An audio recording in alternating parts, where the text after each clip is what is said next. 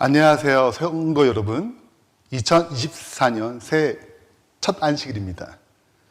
새해 첫 달은 누가복음으로 시작합니다. 오늘은 누가복음 1장 67절에서 80절을 본문으로 누가복음 개관, 더 확실한 믿음을 가지려면 이란 제목으로 하나님 말씀 증거하겠습니다. 부제로는 사가랴의 예언입니다. 여러분은 새해 어떤 소망을 가지고 있나요? 기아라는 어린이가 이렇게 기도합니다. 사랑하는 하나님, 눈이 너무 많이 와서 학교에 못 갔던 날이 있잖아요. 기억하세요? 한 번만 더 그랬으면 좋겠어요. 학교 가기 싫다는 거죠. 하나님, 제 이름은 나파엘이에요. 여동생을 갖고 싶어요. 엄마는 아빠에게 부탁하래요. 아빠는 하나님께 부탁하래요. 하나님, 하실 수 있죠? 화이팅! 참 귀여운 소망의 기도입니다. 여러분은 어떠한 소망의 기도를 드리고 있습니까? 새해 어떤 소망을 이루고 싶습니까? 새해 1월은 누가복음을 묵상하고 있습니다. 누가복음을 쓴 누가는 수신자인 데오빌로 각하에게 바라는 소망이 있었습니다. 그것은 무엇일까요? 누가복음 1장 1절에서 4절까지 그 내용이 담겨 있습니다. 우리 중에 이루어진 사실에 대하여 처음부터 목격자와 말씀의 일꾼이 된 자들이 전하여 준 그대로 내력을 조술하려고 붓을 든 사람이 많은지라. 그러니까 많은 사람들이 예수님에 대한 이야기를 쓰고자 했다는 거예요. 그 모든 일을 근원부터 자세히 미루어 살핀 나도 데오빌로 각하에게 차례대로 보내는 것이 좋은 줄 알았노니 4절 이는 각하가 알고 있는 바를 더 확실하게 하려 함이라. 자, 누가는 데오빌로 각하에게 믿음이 더 확실하게 뿌리를 내리고 믿음에 성장하길 바라는 마음으로 누가복음을 썼습니다. 여러분들도 누가복음을 묵상하면서 누가가 바랬던 그 더 확실한 믿음의 진보가 이루어지길 소망합니다. 누가복음은 크게 네 부분으로 나눌 수 있습니다. 첫 번째는 누가복음 1장 1절부터 4장 13절까지인데요. 그리스도로 오신 예수님에 대한 예언과 탄생으로 시작해서 광야에서 사탄으로부터 시험받는 장면까지의 내용입니다. 여기에는 약속대로 탄생하신 예수님을 소개하고 있어요. 두 번째 부분은 누가복음 4장 14절부터 9장 50절까지 예수님의 사역의 중심지였던 갈릴리에서 활동, 그 갈릴리의 사역들을 기록하고 있습니다. 그분이 거기서 복음을 증거하시고 병자를 고치시는 내용들로 되어 있습니다. 세 번째 부분은 누가복음 9장 51절부터 19장 27절까지입니다. 예수님께서 지금 예루살렘으로 가는 길의 여정들을 기록하고 있습니다. 인류를 구원하기 위해 예수님께서는 예루살렘의 죽음을 아시고 그 죽음의 길로 걸어가는 것입니다. 그 내용이 여기에 담겨 있어요. 그 다음 마지막 부분인 누가복음 19장 28절부터 24장 끝까지는 예수님께서 나귀를 타고 예루살렘으로 입성하는 것부터 시작해서 십자가에 죽으시고 부활하시고 승천하는 장면까지 기록되어 있습니다. 근데 한번 생각해 보십시오. 단순히 예수님의 생애를 기록한다고 해서 더 확실한 믿음이 생기거나 믿음의 성장이 이룰 수 있을까요? 누가는 유대인이 아니고 이방인이었던 데오빌로 각하에게 쓰고 있습니다. 더 확실한 믿음을 주기 위해서 이 글을 썼어요. 그렇다면 다른 복음서에 비해서 무엇을 더 강조하고 있을까요? 누가복음 1장 67절 이하의 말씀을 통해서 그 핵심을 좀 찾아보고자 합니다. 이제 빨간색 부분을 유심히 보시면 좋을 것 같습니다. 67절 그 붙인 사가랴가 지금 침례 요한이 드디어 탄생했습니다. 그리고 그 붙인 사가랴가 성령의 충만함을 받아서 예언하여 이르되 찬송하리로다 주 이스라엘의 하나님이여 그 백성을 돌보사 속량하시며, 속량이라는 말은 건져냈다는 것이죠. 돈을 주고 건져냈다는 뜻입니다. 값을 지불하고 건져냈다는 뜻이에요.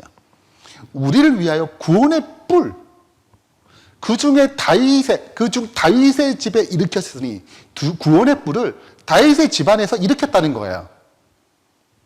이것은 주께서 예로부터 거룩한 선지자의 입으로 말씀하신 바와 같이 우리 원수에게서와 우리를 미워하는 모든 자의 손에서 구원하신 일이라. 우리 조상을 국률이 여기시며 그 거룩한 언약을 기억하셨으니 곧 우리 조상 아브라함에게 하신 맹세라. 자, 여기 5개의 번호를 매겼습니다. 자, 이 5개의 부분을 자세히 보시면 중요한 공통점이 나옵니다. 예언하며 다윗의 집에서 예로부터 거룩한 선지자 입으로 말씀하신 바와 같이 거룩한 언약, 거룩한 약속을 기억하시며 우리 조상 아브라함에게 하신 맹세라. 공통점이 무엇입니까? 예언하고 약속했던 그분이 오신다는 거예요.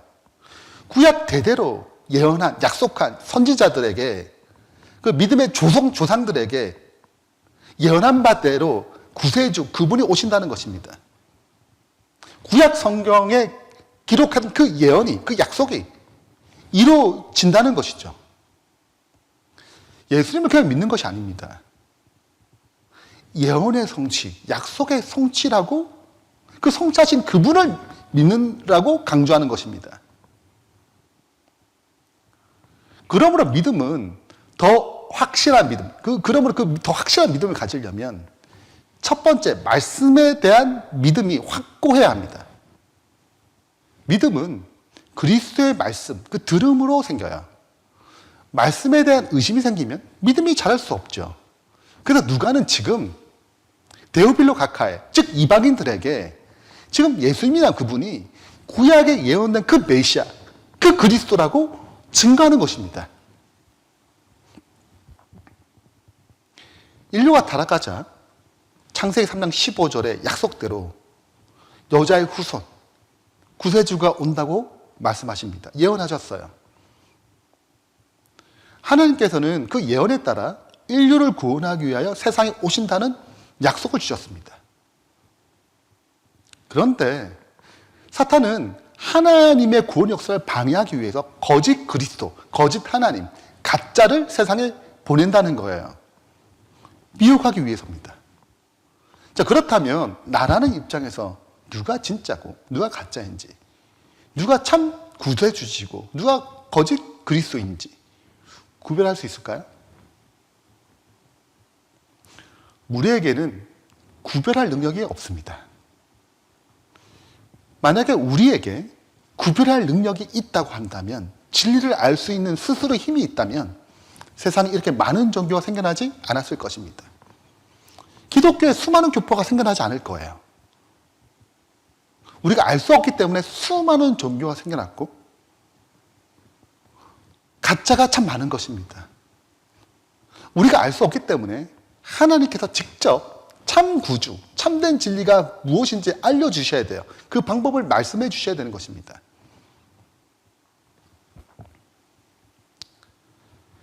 그런데 표적과 기적은 가짜 그리스도, 거짓 그리스도도 할 수 있기 때문에 참 구주를 구별할 특징이 될 수 없습니다. 마태복음 24장 4절 5절입니다. 너희가 사람의 미혹을 받지 않도록 주의하라. 많은 사람이 내 이름으로 와서 이르되 나는 그리스도하여 많은 사람을 미혹하리라. 적은 사람이 아니고 많은 사람을 미혹한다고 얘기합니다.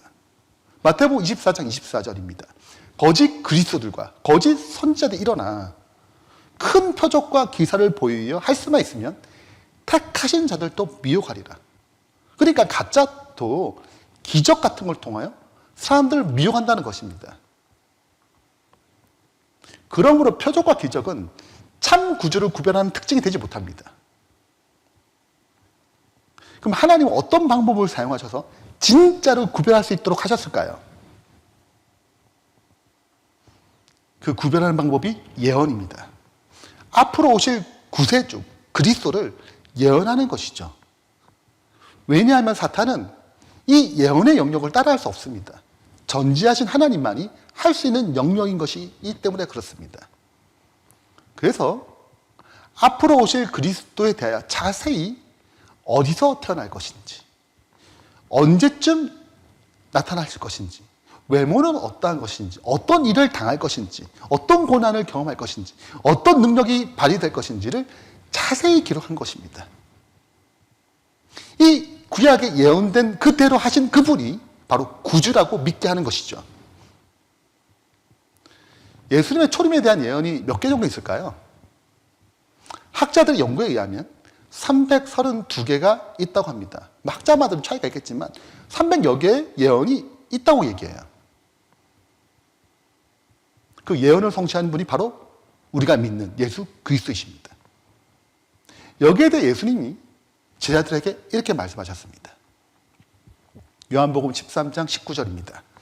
지금부터 일이 일어나기 전에 미리 너희에게 일러둠은, 미리 말하는 이유는, 예언하는 이유는 일이 일어날 때 내가 그인 줄 너희로 믿게 하려 함이로라.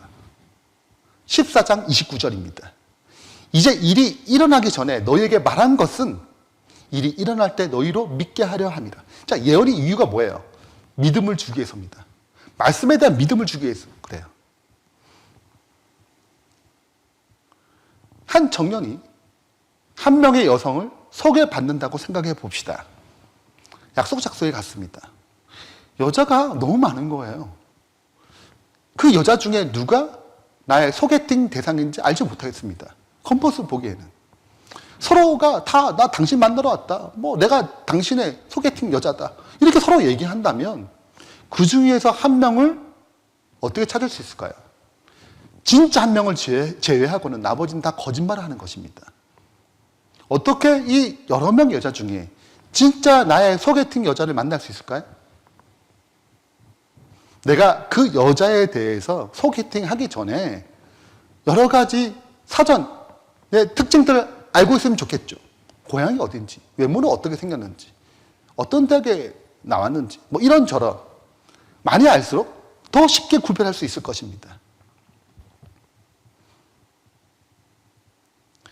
이처럼 하나님께서도 그리스도께서 세상에 구원하기 위해 오실 때에 그분이 어떤 분인지 자세히 예언하셔야 했습니다.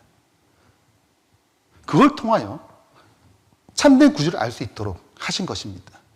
이 예언을 통해서 믿음을 확실히 가질 수 있도록 마련한 것입니다.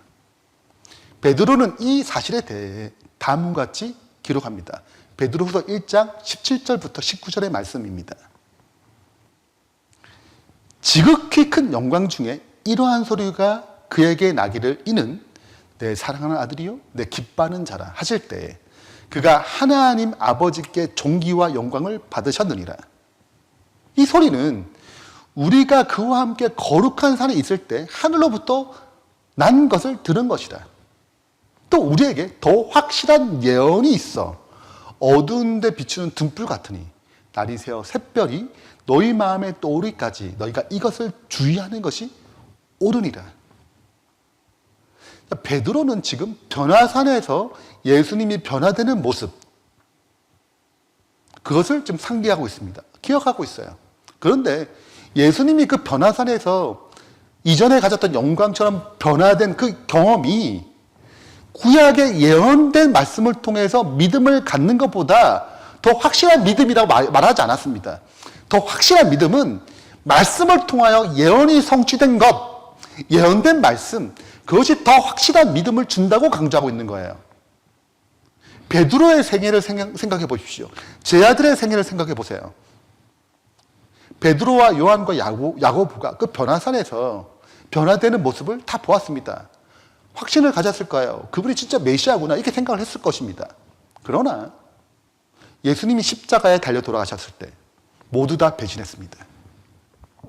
변화산의 그 경험이 그들의 더 확고한 믿음을 주지 못했어요. 그러나 예수님이 죽으시고 부활하셔서 제 아들에게 다시 말씀을 알려주셨을 때 그 그 말씀을 통하여, 그 예언된 말씀을 통하여 그들이 믿음을 가졌을 때 그들은 기꺼이 자신의 목숨을 주님께 바쳤습니다.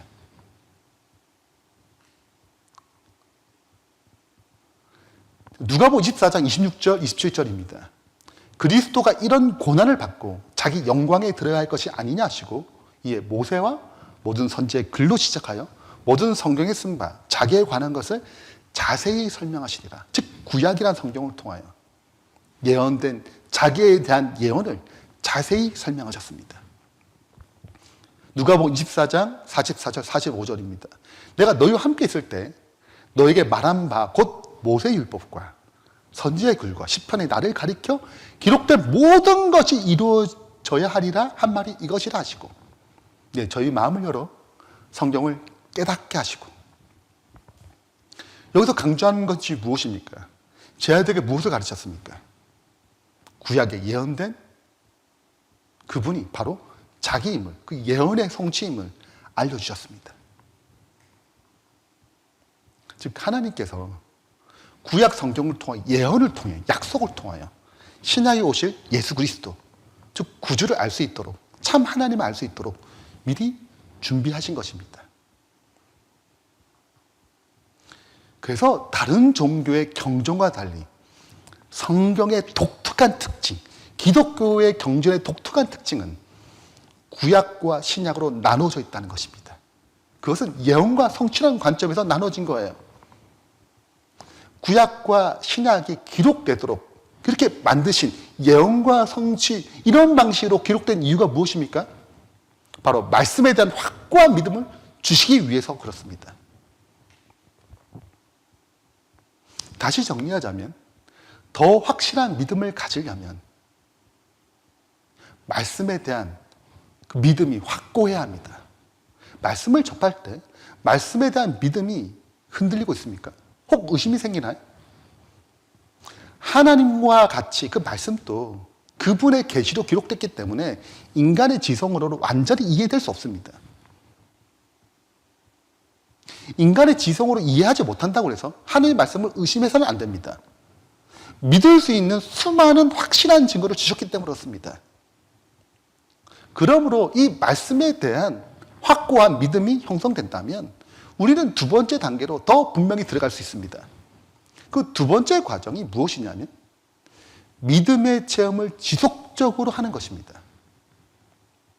말씀은 이론이 아니에요. 실제 경험되는 내용입니다.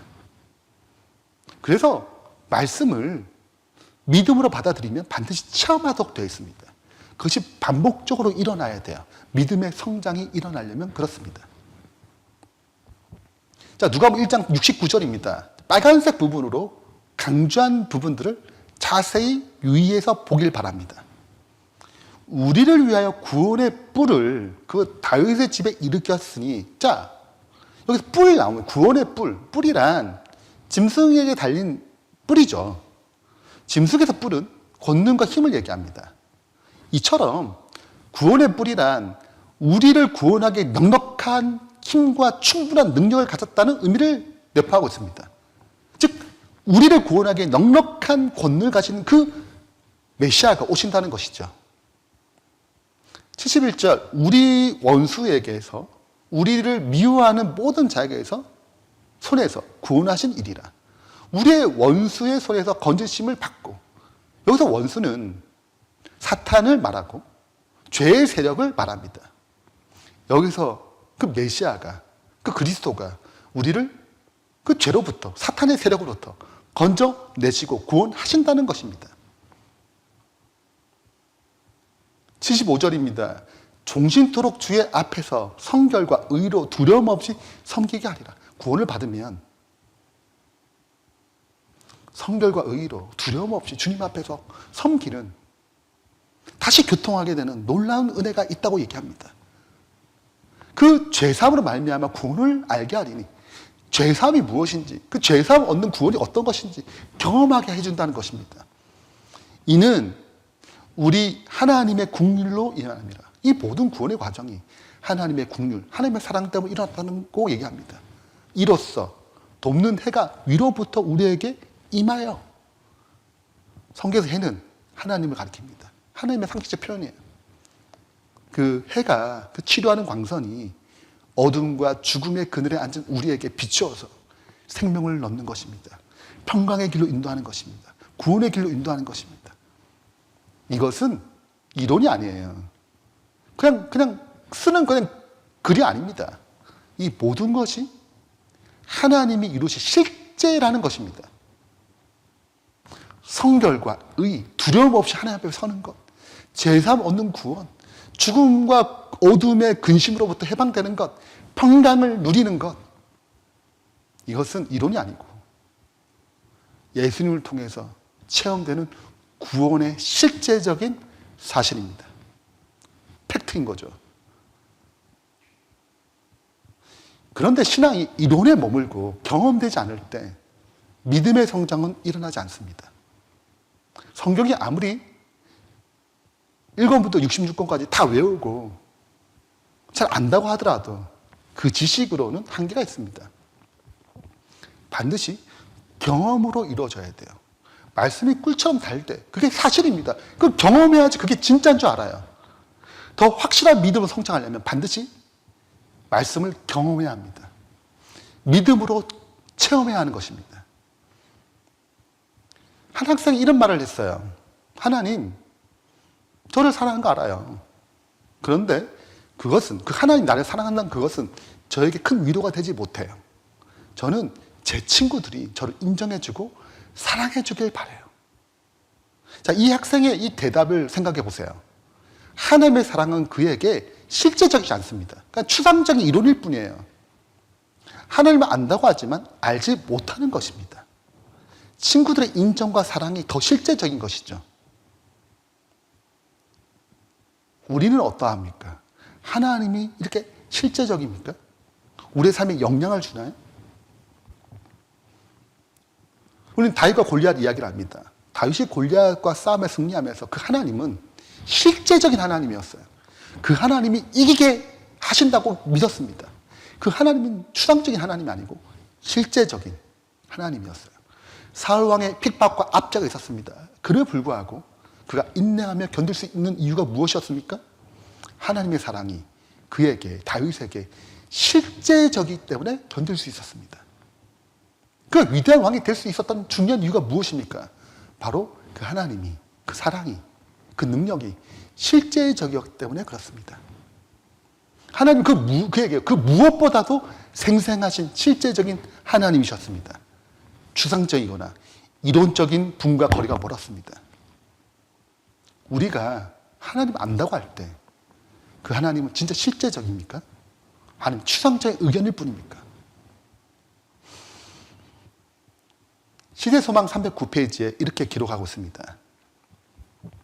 모든 사람이 경험으로 보아 진리에 대한 이론적 지식은 영혼을 구원하기에 부족하다는 것이 증명되었다. 이론적 지식은 영혼을 구원하지 못한다는 거예요. 그 부족하다는 것입니다. 그것은 의의 열매를 맺지 않는다. 많은 사람들이 단순히 어떤 신학적 교리에 동의하기 때문에 자신들이 당연히 그리스도인이라고 생각한다. 그러나 그들은 진리를 실생활에 실천하지 않았다. 진리가 믿음으로 삶에 체득되지 않았어요. 체험되지 않았어요. 그들은 진리를 믿고 사랑하지 않으므로 성결하는 진리를 통해, 성결하게 하는 진리를 통해 오는 능력과 은혜를 받지 못하였다. 우리는 어떠합니까? 나의 신앙은 어떤가요? 정말 실제적입니까? 그 실제적인 신앙이 나의 삶을 정말 변화시킵니까? 아니면 이론에 머물러 있나요? 믿음의 체험과 믿음의 성장은 다음 과정을 통해 일어납니다. 제일 먼저 언제나 진리가 계시됩니다. 예수님이 가장 먼저 앞서가세요. 그러면 그 진리 대신 그 예수님에 대한 반응으로 믿고 순종하게 되면 말씀이 이론이 아니라 체험이 됩니다. 경험하게 돼요. 그래서 하나님을 알게 되는 것입니다. 지식이 아닌 경험으로 알게 되는 거예요. 그러면 체험된 삶은 더 강한 믿음으로 우리를 이끌어갑니다. 진짜 하나님이, 진짜 그 말씀이 사실이구나, 정말 체험되는 것이구나, 이렇게 알게 되는 거예요. 정말 말씀이 꿀처럼 달구나, 기도가 이렇게 응답되는구나, 하나님 내게 이렇게 말씀하시는구나, 성령이 내 안에서 이렇게 움직이시구나, 내게 이렇게 말씀하시는구나, 그분의 음성이 이렇게 들리는구나, 알게 되는 것입니다. 1번부터 3번의 순서가 계속 반복되면서 믿음은 성장하고 자라나게 됩니다. 거듭남이 무엇인지, 제3의 기쁨이 무엇인지, 영혼을 얻는 기쁨이 무엇인지, 왜 한 영혼을 얻는 것이 그렇게 기쁜 것인지, 하나님이 주신 세상이 줄 수 없는 평안이 무엇인지, 기도의 응답의 세계가 어떤 것인지, 주님이 내게 말씀하실 때 그 말씀이 어떻게 우리 마음에 역사하는지, 죄와 싸움에서 어떻게 승리하며 그 승리를 누리는지, 그건 경험되는 사실이고 체험되어야 할 역사인 것입니다. 아브라함 한번 생각해 봅시다. 하나님께서 아브라함에게 갈대 우르에 있을 때 하늘의 별처럼 바다의 모래처럼 하나님의 자손을 주겠다고 약속하셨습니다. 그를 통해서 나라를 세우겠고 메시아가 탄생하겠다고 약속을 주셨어요. 그때가 75세였습니다. 한 명의 자녀도 없는 상태였어요. 그러나 믿음으로 나왔습니다. 하나님께서 아브라함에게 100세 때, 사라가 90세일 때 인간의 힘으로 낳을 수 없다고 생각하는 그 지점에서 하나님의 전능하신 능력으로 이삭이 주어졌습니다. 이 과정에서 아브라함이 믿음이 흔들릴 때도 있었어요. 그러나 마침내 믿음으로, 순종함으로 이삭이라는 열매를 얻었습니다. 전능하신 하나님이 어떤 분인지 체험적으로 알게 됐어요. 이러한 신앙의 과정을 통하여 하나님께서는 아브라함을 시험하셨을 때 이삭까지 제물로 바칠 수 있을 만큼 아브라함의 믿음은 성장해 있었습니다. 우리에게 적용해 보자고요. 나는 내가 할 수 있는 것만, 그 수준에서만 행하지 않습니까? 하나님의 믿음의 세계는 내가 할 수 있는 영역에서만 일어나지 않습니다. 내가 할 수 있는 영역이면 믿음이 왜 필요하겠어요? 하나님이 왜 필요하겠어요? 기도가 왜 필요하겠어요? 내가 할 수 있는 일인데. 내가 할 수 없는 영역, 그 영역에서 하나님의 역사를 경험할 수 있습니다. 믿음을 체험할 수 있어요. 내가 할 수 없지만 주님을 믿음으로 순종하여 하나님이 주시는 신학 체험을 우리가 지금 누리고 있습니까? 아니면 옛날에 했는데 지금은 전혀 일어나지 않은 죽은 신앙일 뿐인, 좀 신앙적 감각이 사라진 그런 상태는 아닙니까? 말씀의 도전에 믿음으로 순종하길 바랍니다. 믿음의 체험이 계속 이어지길 바랍니다. 그래서 하나님이 살아계시고 역사하시는 그 하나님을 믿음으로 증거하는 신실한 종 되길 간절히 바랍니다. 자, 이제 결론을 맺겠습니다. 더 확실한 믿음을 가지려면 두 가지 중요한 내용이 있음을 살펴봤습니다. 첫 번째는 말씀에 대한 믿음이 확고해야 합니다. 이 일을 위해 말씀을 의심하는 것이 아니라 믿을 수 있는 충분한 증거를 주셨으니 말씀에 믿음을 확고해야 하는 것입니다. 이 일을 위해서 말씀을 더 가까이 하고 말씀을 깊이 연구해야 합니다. 믿음은 말씀으로부터 생깁니다. 우리의 삶을 생각해 보십시오. 적용해 보세요. 말씀을 얼마나 가까이 하고 있습니까? 매일 말씀을 묵상하며 하루를 시작하고 있나요? 2024년 말씀을 더 가까이 하는 한 해가 되길 바랍니다. 믿음을 더 확고히 하게 하는 계기가 되길 간절히 바랍니다. 두 번째는 믿음의 체험을 지속적으로 해야 합니다. 말씀을 이론이 아니고 실제이기 때문에 믿음으로 순종하면 그 말씀은 기록된 내용이, 그 말씀에 기록된 내용이 내 삶의 경험으로 이루어집니다. 성경에 기록된 믿음의 조상들이 아브라함이나 이삭이나 야곱이나 다윗이나 다니엘이나 이런 믿음의 노독들, 믿음의 조상들의 신앙적 경험이 오늘 나에게 이루어지는 것이죠. 이러한 과정을 계속 반복함으로 믿음은 성장해지고 더 확고해지며 주님과 더 가까워지는 것입니다.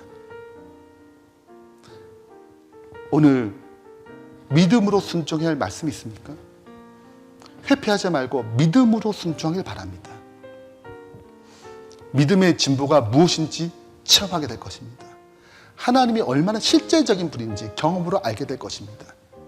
2024년 한 해 더 확실한 믿음으로 한층 더 성장하는, 한층 더 믿음으로 전진해 나아가는 주님의 충성된 자녀 되길 바라면서 말씀 마치겠습니다. 기도하겠습니다. 하늘에 계신 하나님 아버지, 2024년 새해가 밝았습니다. 우리를 더 한층 더 확고한 믿음으로, 한층 더 성숙한 믿음으로 나갈 수 있도록 우리를 이끌어 주시고, 우리는 그 인도하심에 믿음으로 반응함으로 신앙이 이론이 아니고 체험되고 실제적인 것을 증거하는 주님의 참된 증인이 될 수 있도록 아버지여 축복해 주시옵시고, 2024년을 돌아볼 때에 나의 믿음이 한층 더 성숙해져가는 믿음의 고백을 할 수 있도록 은혜 내려 주시옵소서. 예수 그리스도의 이름으로 축원하며 기도합니다. 아멘. 열린 온라인 교회에 헌금을 드리시거나 온라인 교회 사역을 후원하기 원하시는 분들은 헌금 안내를 참조하셔서 은행 계좌로 송금하시면 됩니다. 미주에 계신 분들은 어드벤티스트 기빙 웹사이트를 이용해서 헌금을 보내주시면 됩니다. 자세한 헌금 안내는 열린 온라인 교회 홈페이지를 참조하시거나 유튜브 영상 밑에 있는 자세한 설명을 참조하시면 됩니다. 예배에 참석해 주신 여러분께 진심으로 감사드립니다.